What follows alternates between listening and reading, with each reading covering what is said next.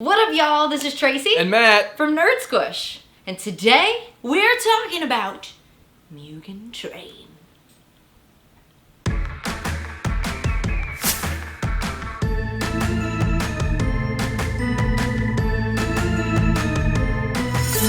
The full title of this movie is Kimetsu no Yaiba Mugen Train. Sure.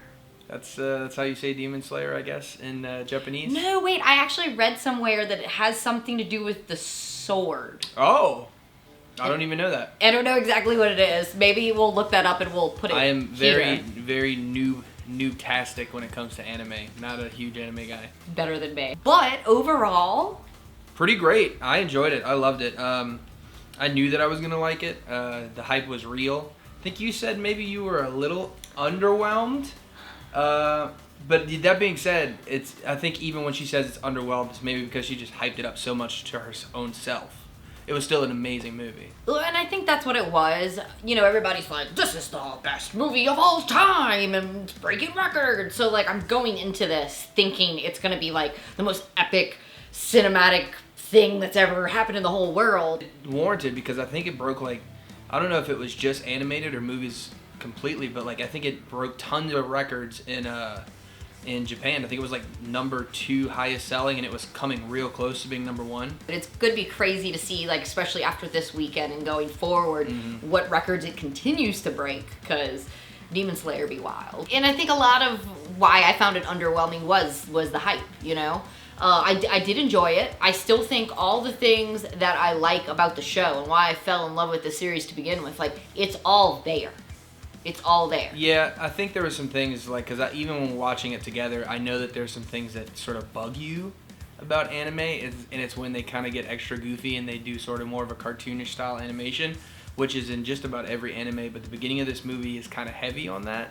So it was like pulling you out of it, and I could see it. They do it a lot. Like, I know they do it in the show. It's like that, I'll put in a picture, but it's like that over-exaggerated, like, badly drawn anime thing that they do, and they just did it excessively in a small part to where I was like, oh my god, are we gonna be doing this the whole time? It's a cartoon, so... No, it is, and I know this, literally, I'm sitting here like, reviewing a this cartoon isn't serious enough! Why is this cartoon animated?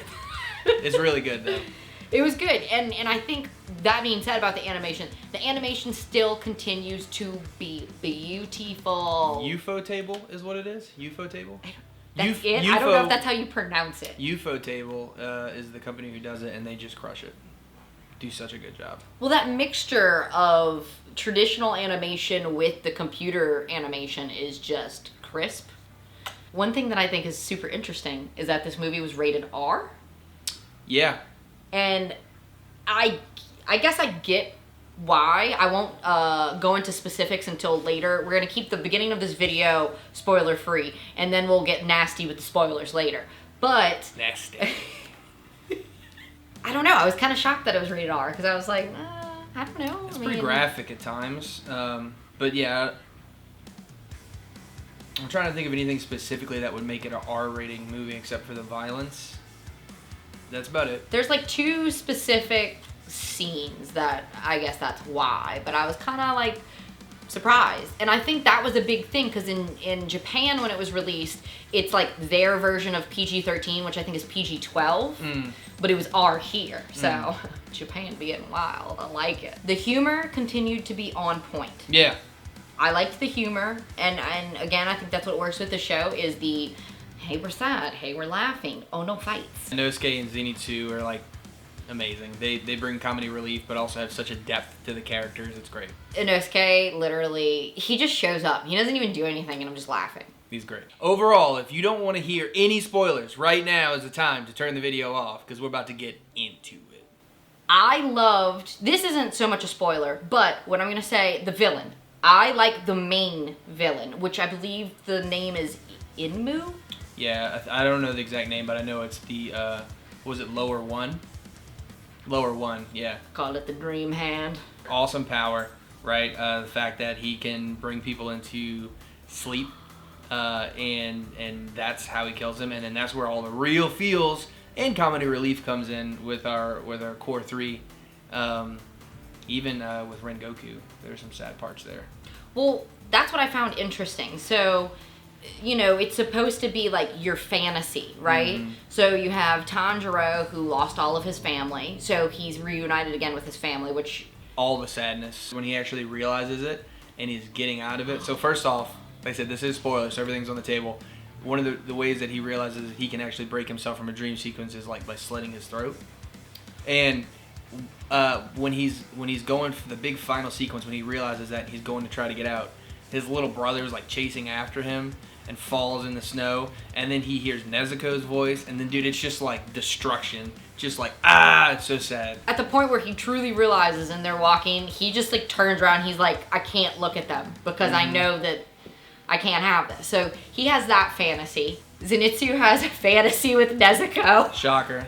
And then Inosuke has a just wild where he's the boss because that's all he wants, right, is to be a leader, when really he's part of a team. So like, and for some reason he has versions of Tanjiro and Zenitsu in dresses, and they have like animal ears, and Nezuko just falling behind.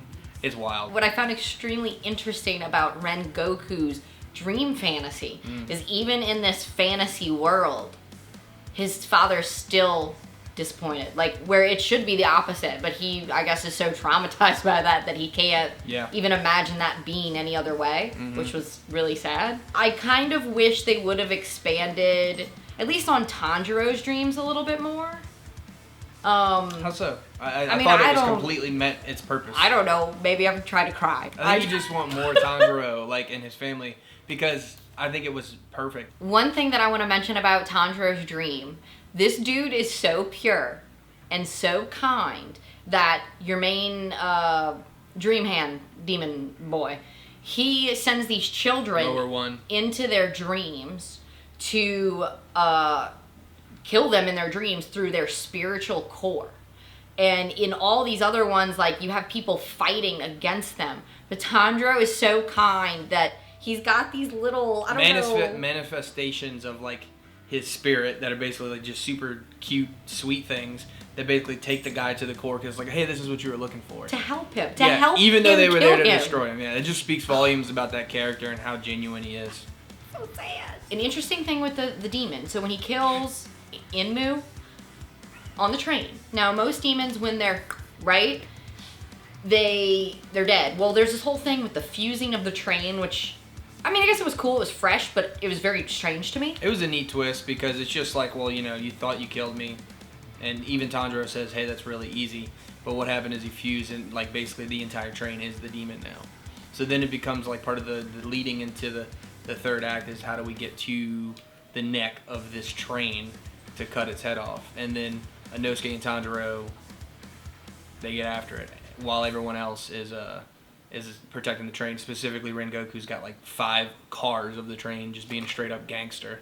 One thing that didn't make me cry, which was different, I guess, you know, hey, they're refreshing it again, is the fact that when the first villain, Enmu, Dream Hand, so that death was a little different. I mean, everything about that battle and that death with that demon was different, and that like stood out to me. So first of all, the decapitation didn't work, right? Because he was fused with the train. But specifically, normally when the demon is decapitated and it's dying, they kind of revert to that human form, and you see their backstory, and it's sad, and Tanjiro's like comforting them. No. The whole time this demon's dying, it's just like, no, I didn't do... I don't know why he's British. Why is he British? He wasn't British at all. But that's yeah, my voice, so I don't know. With her, what she's saying before she went all Harry Potter on us is just like, it's not even Harry Potter, it's just terrible is what it was. It basically was just in anger, like in disbelief, the fact that it was destroyed by this group. It was like the only one that's never had that little moment, I think. I don't think we've ever seen that in the series. Yeah, I don't know. And Tanjiro was like, straight up like, I'm not comforting you, bro. You're on your own. He was almost dead. That's true. They have this part where Tanjiro's trying to get out of like the dream or whatever, and I didn't mention this earlier, his dad appears to him sort of like their mom appears to Nezuko in episode 19, but I'm like, There's something happening there, and we have not read the manga. 100% Tanjiro's dad was a demon slayer. But yeah, like, he just, like, appears to him, 100%. and there's a whole thing that Goku knows something, but, like, won't say it. There's some stuff happening. 100%. The other demon that shows up, does he have a name? Yeah, it's What's his name? It was Upper Third. So I don't know what the actual demon's name was, but he's the Upper Third demon, so high ranked. That whole part was kind of weird to me. It's straight up shonen is what it was, and shonen is like that straight up like fight like type anime. He just and, like, showed up. He just showed up and he's like, we fight. I make you a demon, and I was like, where'd you come from? It needed a big final boss, and like there's no way Rengoku would have wrecked the lower one. So like Rengoku needed that giant fight scene, and that's where the Upper Third came in. And dude, talk about a fight scene. It was amazing. Such a beautiful fight scene. Can't speak enough about how great it was. So much so that like Rengoku's so legit. His honor is just so great that like at the very end of the battle, here comes a major spoiler, when he's basically been impaled.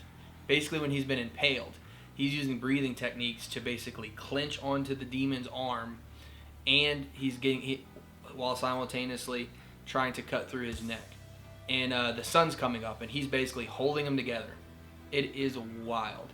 And then at that very last point, the demon gets away, and there's a really emotional scene where you know that Rengoku's basically dying, right? And the Upper Third runs into the forest, and Tanjiro throws his katana and is super, like, just super emotional about it, saying, Rengoku is the true victor. You're a coward, etc., etc. Don't run from me. And it's just like super, super emotional, super, super great ending to that movie.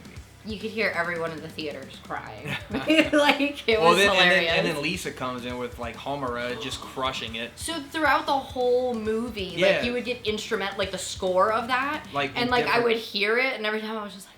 Yeah, it was great because, like, Homura was, like, I guess the theme of the movie, or, like, the song of the movie. So, like, in different symphonic ways, they would bring it in and out of the movie, which was so beautiful. It was great. Beautiful. At first, I wasn't really that upset with Rengoku and his death and all that stuff, but then when you saw how upset Tanjiro got about it, then I was like, okay, I'll cry a little bit. I would say definitely if you want our opinion on it, like I said, we're not huge anime fans, but we're big Demon Slayer fans, so without, I think we want to read the mangas, but without getting spoiled, but this movie is great.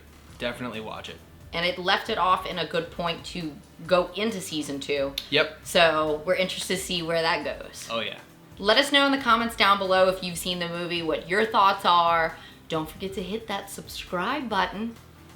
Oh, also, you're probably going to hear a song in the background right now, and that is a song that I just released under my project Moonscar, and it's a cover of Guerenge. So, Guerenge. It's a cover of the Demon Slayer OP. Guerenge. I don't know. We'll leave a link in the description box for he teamed up with another YouTuber to do the song. Mm-hmm. We'll leave a link to that down below. Thank you guys for watching. Don't forget to subscribe, and we'll check you nerds later. Bye.